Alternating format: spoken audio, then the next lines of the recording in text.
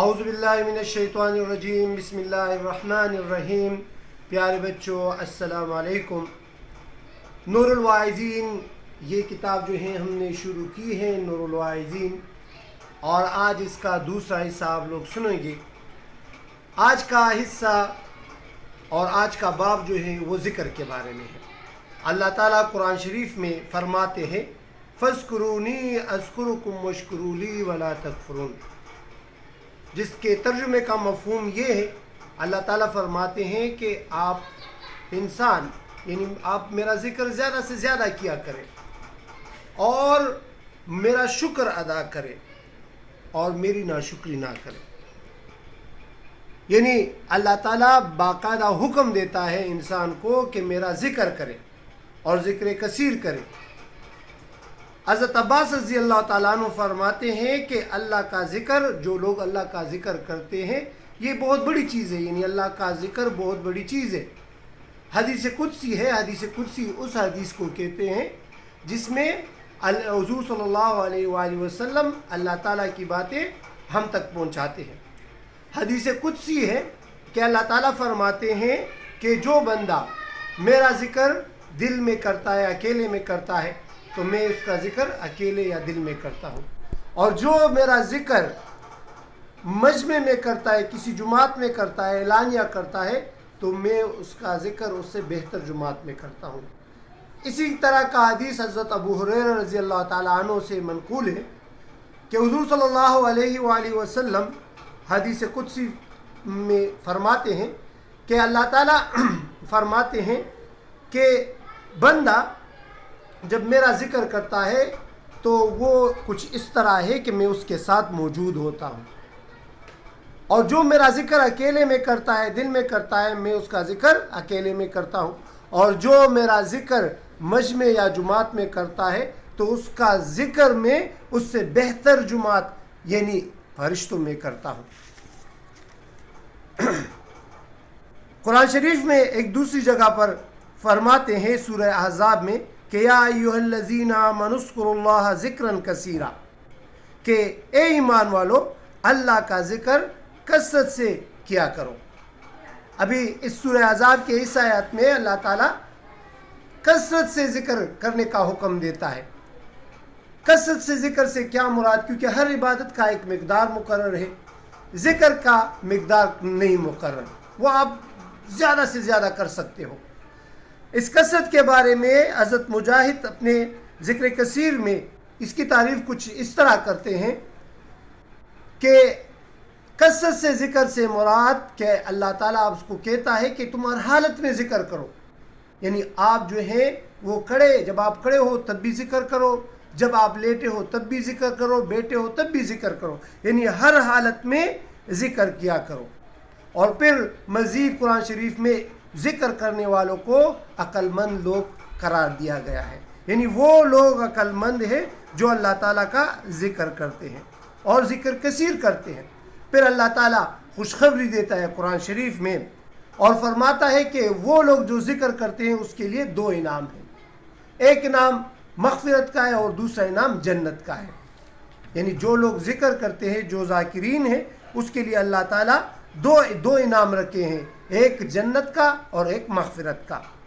تو ذکر جو ہے وہ ہر حال میں کرنی چاہیے اور ہر حال میں اللہ تعالیٰ کی حمد و ثنا کرنی چاہیے۔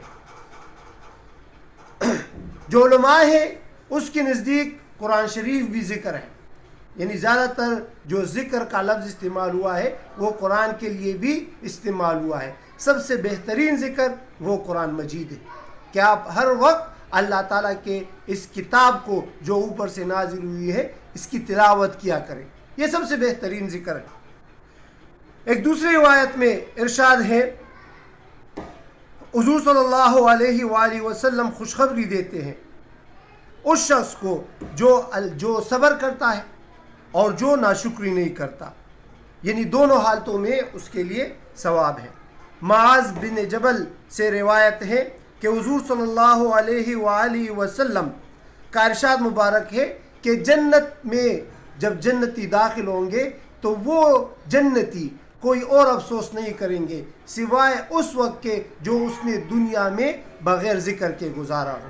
یعنی اس کو نہ کوئی خوف ہوگا نہ اس کو کوئی پریشانی ہوگی, وہ تو مزے میں ہوں گے, جنت میں ہوں گے, لیکن صرف ایک افسوس اس کو یہ ہوگا کہ وہ اس وقت پر افسوس کریں گے جو وقت ان لوگوں نے دنیا میں بغیر ذکر کے گزارا. اور وہ لوگ ارمان کریں گے کہ ہم واپس جائیں دنیا میں اور ہم ذکر کریں, کیونکہ جب بندہ ایک سبحان اللہ پڑھتا ہے, سبحان اللہ کا ذکر کرتا ہے, تو اس کے لیے جنت میں ایک تناور درخت جو ہے وہ لگا دیا جاتا ہے, ایک باغ لگا لیا جاتا ہے. تو وہاں پر افسوس صرف اس بات پر ہوگا کہ جنتی یہ افسوس کریں گے کہ ہمارا وہ وقت ضائع ہو گیا دنیا میں جس میں ہم نے ذکر نہیں کیا.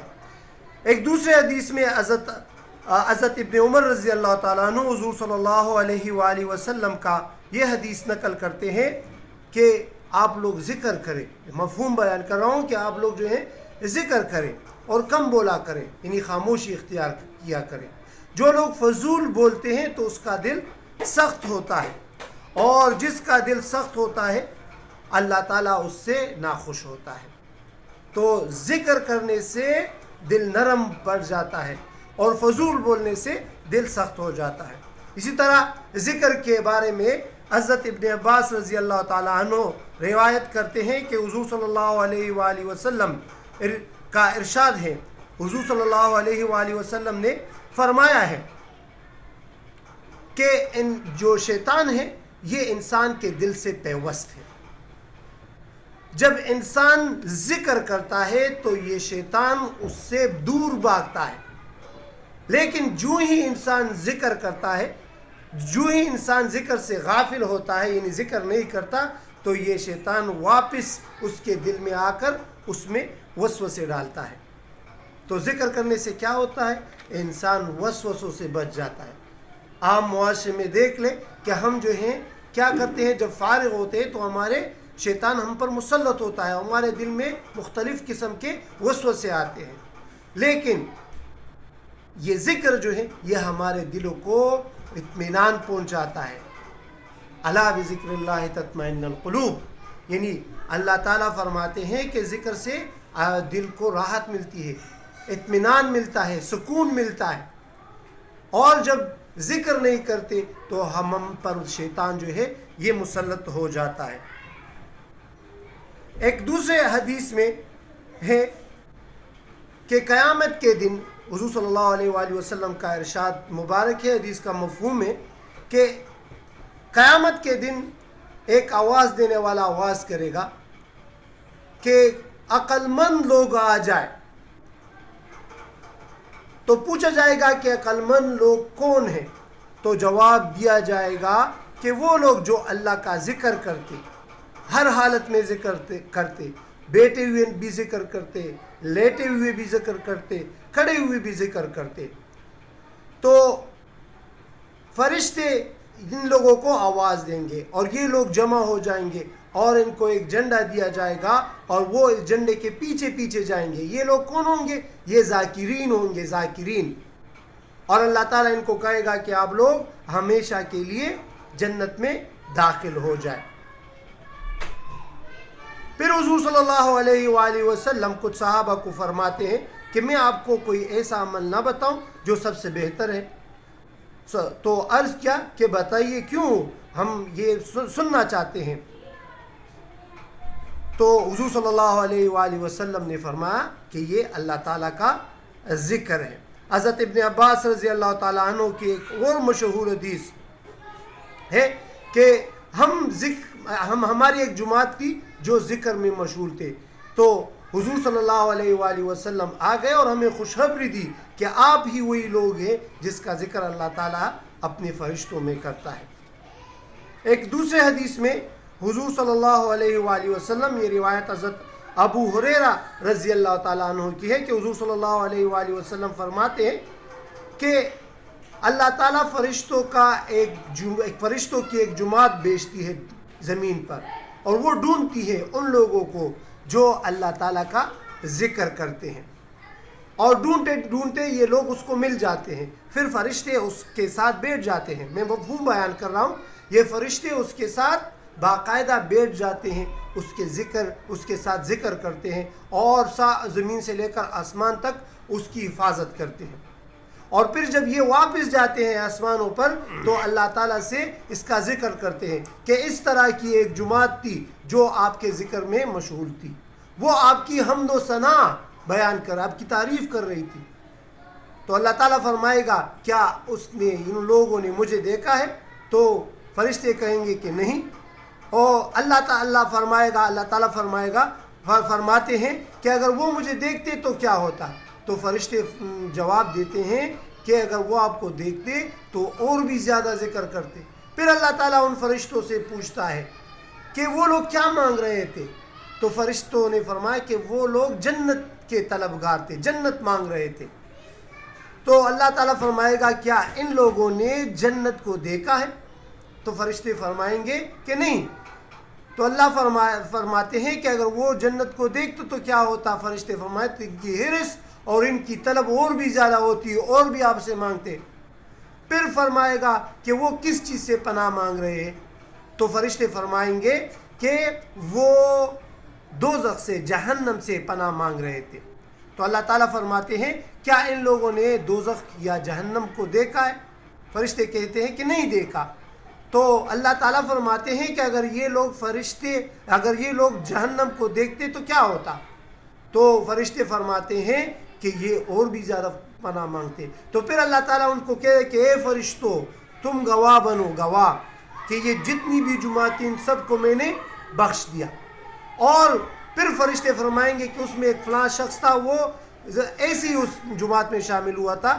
تو اللہ تعالیٰ فرمائے گا کہ وہ بھی میں نے بخشا. تو ذکر کے فضائل بہت ہیں. ہماری جو 24 گھنٹے کی زندگی ہے یہ ساری ذکر میں گزر سکتی ہے. کیوں؟ کیونکہ اللہ تعالیٰ نے ہر عمل کے لیے، فار ایگزامپل اگر ہم کھانا کھا رہے ہیں تو ہم دعا پڑھتے ہیں بسم اللہ وعلی برکت اللہ، تو یہ بھی ذکر ہے.